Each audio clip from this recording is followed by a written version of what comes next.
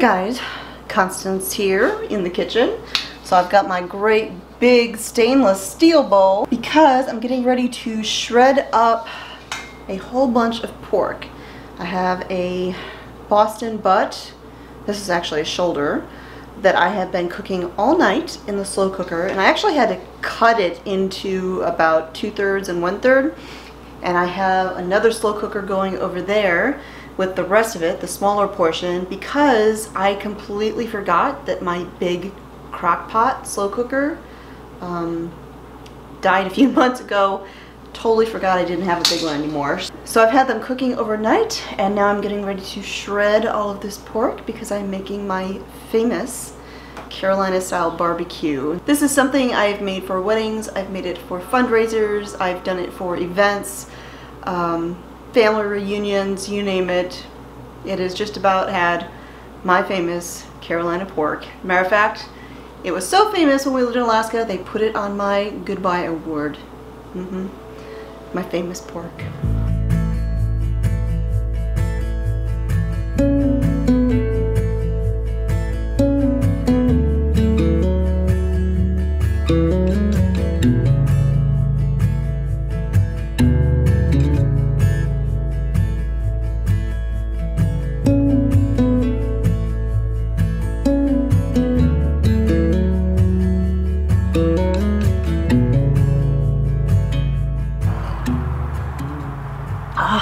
Goodness, well, we're back to cold weather again. It is chilly as all get out. Not full-on frozen this morning, but definitely a heavy frost right at the freeze temperature.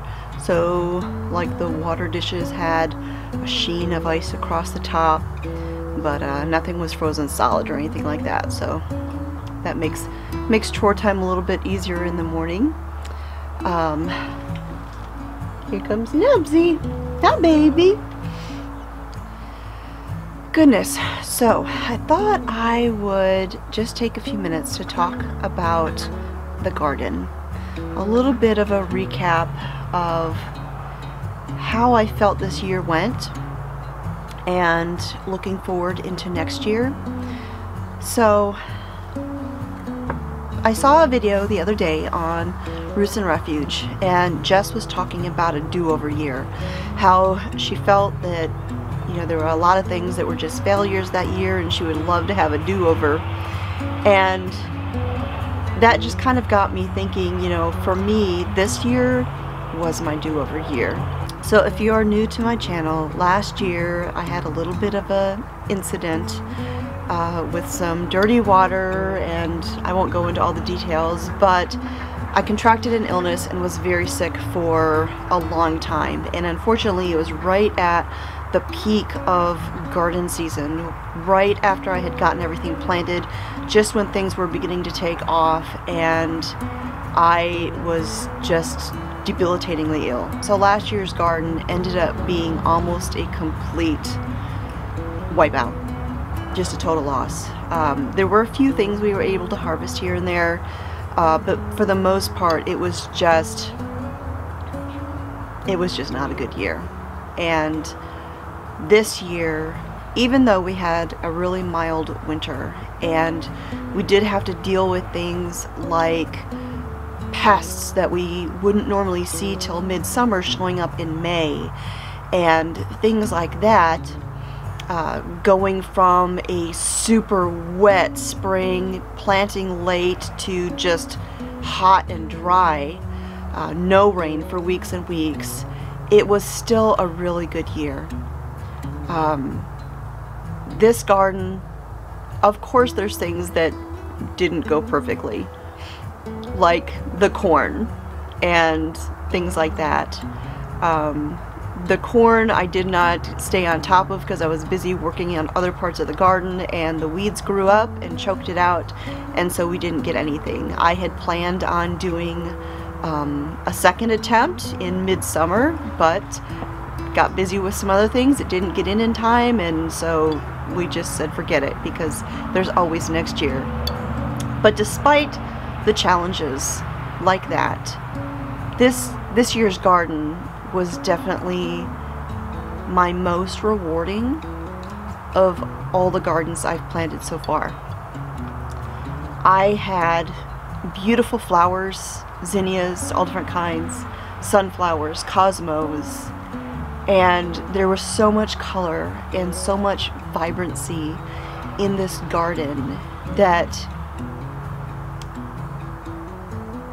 it was a dream come true.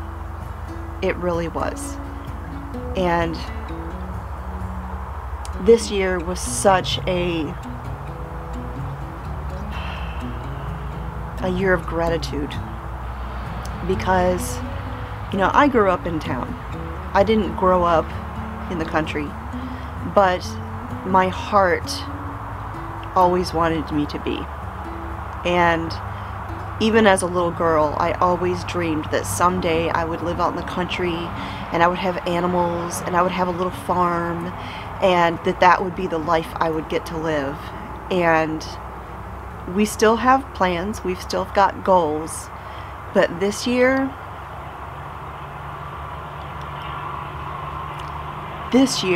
was really the realization of it. And it's ridiculous that I get choked up over a garden, but I never realized how deeply ingrained this desire was within me, this passion for wanting to have this lifestyle. You know, we were an army family for 25 years. We lived all over the place, but there were a couple of times where we were able to have a place out in the country and have a little bitty garden and have a couple chickens. But this is so much more. And even with it being winter weather now and everything being dead and dormant and brown and crunchy, it is still a beautiful place to me, because I know how much beauty there was out here this year, and I know how much there will be again, and I can't wait to see it again. I can't wait to get planting and getting out here and working and sweating and going to bed exhausted, and it is so rewarding. It really is. You know, I did an article on my blog a while back about how we were made for this. We were made to work. Maybe I did a video about it. I don't remember. It was a while back. Even when Adam and Eve were in the garden, before Eve came along, when God placed Adam in the garden, he told him to cultivate. It was already in the Garden of Eden, Adam's job to work in the garden. We were made for this. And I think that's why we see so many people having this desire to live a more agrarian lifestyle, to live closer, and if not necessarily being able to live out in the country themselves, but at least having more of a connection to their food and knowing where things come from. I think that's why you see so many families getting into outdoor activities like hiking and camping and this more rustic sort of thing. People want that connection to where it all began. And I tell you what,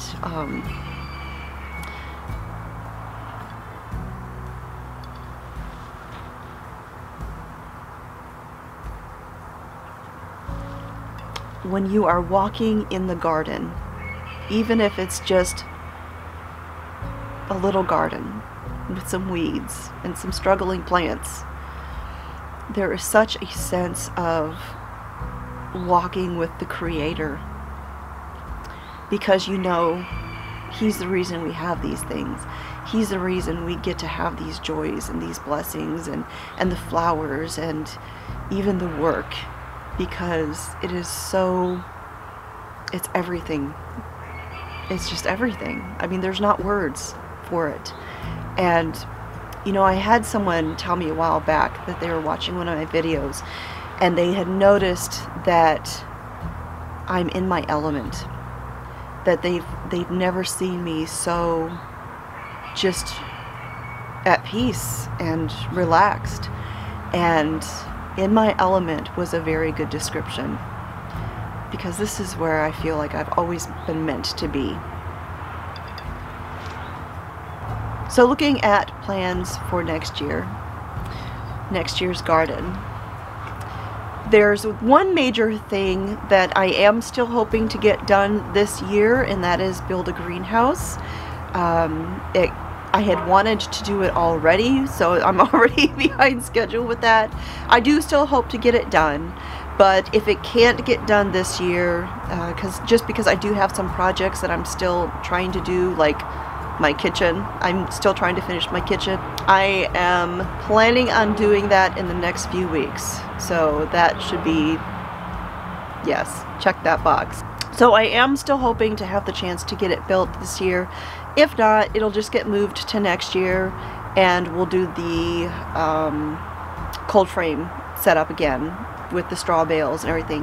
That worked very well last year, or this early spring, and it was very inexpensive. Took about 5 minutes to put together, and like I said, it worked very well. So if we have to go that route again, that's fine. But I do hope to get the greenhouse built. The other thing I want to do is I want to add, well, I want to rework this front garden, move at least one of the raised beds. The other two I might actually just leave where they are, but right here in front of the gate, when you walk through the gate, there is a raised bed right there. Because that raised bed was put there before we actually made the decision to fence the garden. And so when you walk into the gate, immediately you've got this raised bed directly in front of you, and it makes it difficult to walk in there. And so at least that one is going to be removed. It's the one that I haven't really done anything with this year, just because I knew I was going to be pulling it out at some point.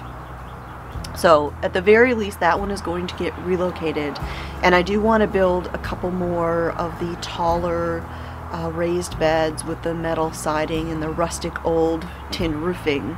I just love the look of it. And I love the height of it.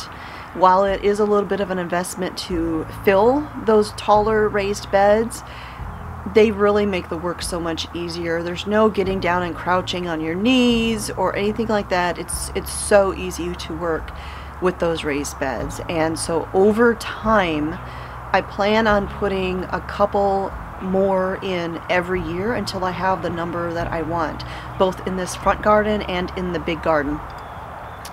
Now the big garden, while I will add more raised beds in there, it'll never be all raised beds.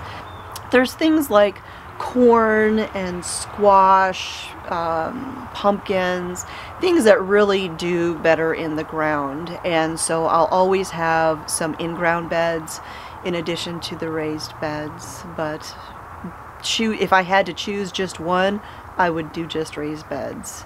But thankfully we do have the space here that we can do a little bit of both. So yes.